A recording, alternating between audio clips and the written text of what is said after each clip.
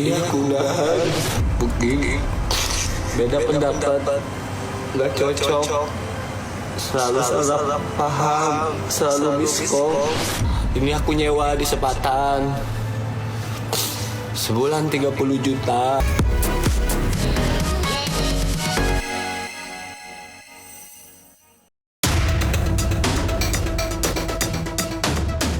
Pemirsa Silet RCTI, deretan berita terpanas mulai dari Thorik Aliyah akhirnya bertemu langsung dengan penyebar hoaks yang sebut Aliyah hamil sebelum nikah.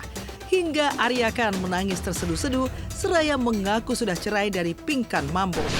Lalu, apa kata ibunda Kimberly Ryder terkait Edward Akbar yang ternyata hanya menafkahi putrinya 2 juta rupiah?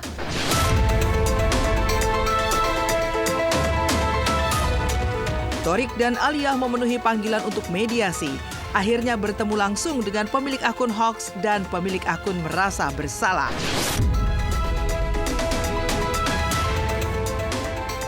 Laporan pasangan Thorik Halilintar dan Alia Masai terhadap akun-akun penyebar hoax, Alia sudah hamil sebelum menikah, akhirnya mulai memasuki babak baru. Setelah kemarin, pasangan pengantin baru ini kembali mendatangi Polda Metro Jaya guna melakukan mediasi dengan pemilik akun penyebar hoax yang ternyata sudah berhasil ditemukan oleh penyidik. Yang mengejutkan, pemilik akun itu ternyata seorang ibu berusia 60 tahun. Lantas, bagaimana proses mediasi antara Thorik dan Al dengan ibu tersebut? Benarkah Aliyah dan Thorik belum memiliki keinginan untuk berdamai dan sangat kesal? Siapa suami yang nggak terima kan pasti digituin istrinya, jadi kayak agak kebawa emosi juga kali ya. Lebih emosi suami saya gitu. Sangat menyayangkan sih kenapa sesama perempuan bisa seperti itu, apalagi sudah punya anak, udah punya cucu. Jadi pengacara saya sudah bilang itu harus balik lagi ke pihak polisian, tapi dari kita yang namanya hukum, apa yang dilakukan itu harus tetap berjalan.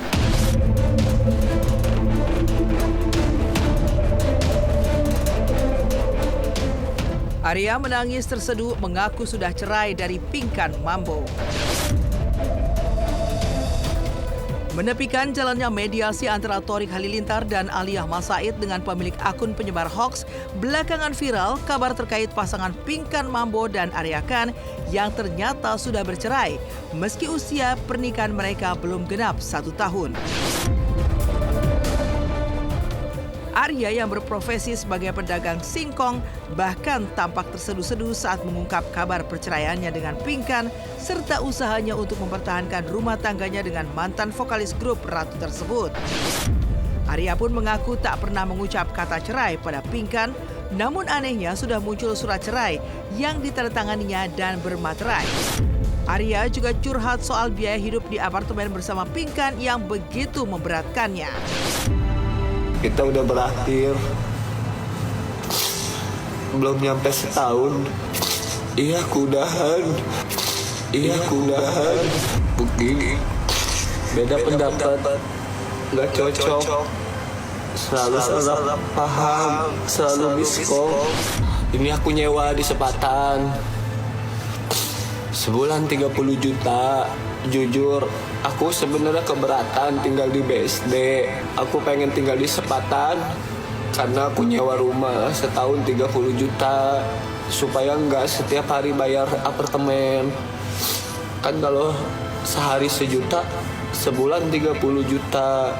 Kadang kan 1.500.000 sehari. Banyak emang para netizen gitu dan menganggap kita ini gimmick, settingan, dan ini itu hanya mencari keuntungan pribadi masing-masing gitu ya.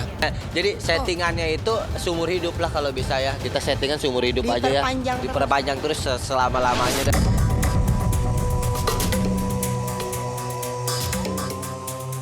Kesalnya ibunda Kimberly Ryder kembali bongkar Edward Akbar hanya beri nafkah 2 juta sebulan.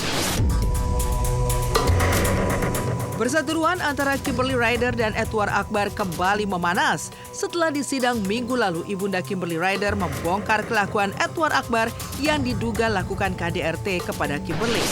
Kemarin, Irvina Raider pun kembali mengutarakan kekesalannya kepada sang menantu saat berbicara soal nafkah.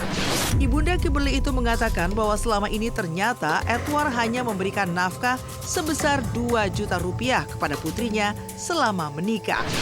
Menurutnya, besaran tersebut tidaklah cukup untuk memenuhi kehidupan rumah tangga. Secara tegas, menurut Irvina, Edward seharusnya bersyukur karena Kimberly mencintainya tanpa memandang materi. Informasi dari awal menikah sampai punya anak sampai akhirnya besar itu cuma dinafkahin 2 juta kok. Per bulan. 2,5 juta Per bulan. Ya saya sampai dari awal sampai sekarang sampai cucu saya dia yang tanggung jawab sampai sekarang aja nggak ada. Anak saya pernah hubungin waktu bulan tahun ini Mei apa Juni ya, dia hubungin ke Edward 3 atau 4 kali. Saya bilang dia telepon nggak dijawab. Itu anak saya cucu saya loh, dia mau bicara sama bapaknya tapi nggak dijawab. Akhirnya saya bilang oke, stop. Kita sudah berusaha 3-4 kali, kalau dia nggak mau jawab ya sudah.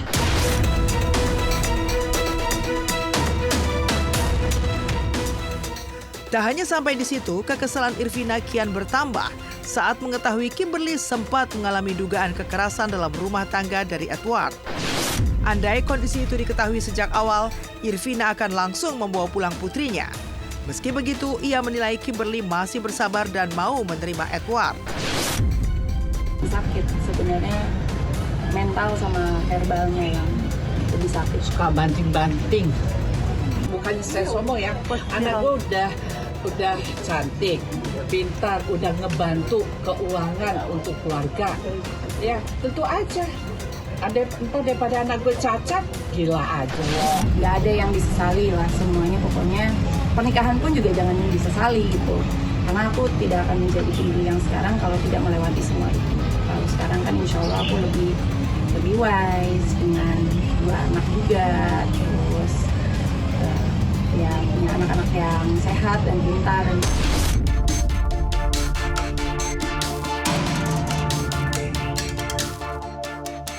Tangis curhat Jody, kenapa Tuhan tidak merenggut nyawa saya saja? Selain sidang cerai Kimberly Raider yang diwarnai kekesalan sang ibunda, berikutnya yang tidak kalah jadi sorotan setelah beberapa waktu belakangan menjadi perbincangan panas, Tubagus Jody, mantan supir almarhumah Vanessa Angel, akhirnya angkat bicara. Lewat podcast bersama Denny Sumargo, Jody mengaku bahwa dirinya merasa lebih aman berada di dalam penjara dibandingkan saat ini setelah bebas bersyarat. Selain penolakan dari keluarga Haji Faisal, ia bahkan harus menghadapi pandangan miring orang yang mengecap dirinya sebagai pembunuh. Air mata pun tak kuasa dibendung Jody saat mengingat kembali saat kecelakaan fatal yang menyebabkan Vanessa dan Bibi meninggal dunia. Saking merasa bersalahnya, Jody berujar lebih baik jika dirinya yang meninggal di momen tersebut. Aku terima semua sanksi sosial yang ada, aku terima segala hukuman yang ada tanpa pembelaan ya, karena aku tahu aku salah. Kenapa sih kalau bisa pada saat kejadian itu kenapa nggak aku aja gitu diambil? Kenapa mereka?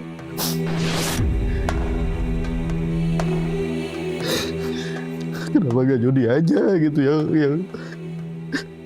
yang nggak ada pada saat itu? Kenapa Jody yang selamat? Kalau ke makam aku belum sempat izin. Ya kangen banget. Itu Rahat bawa ngabarin kalau Jody udah pulang dari sekolah kehidupan.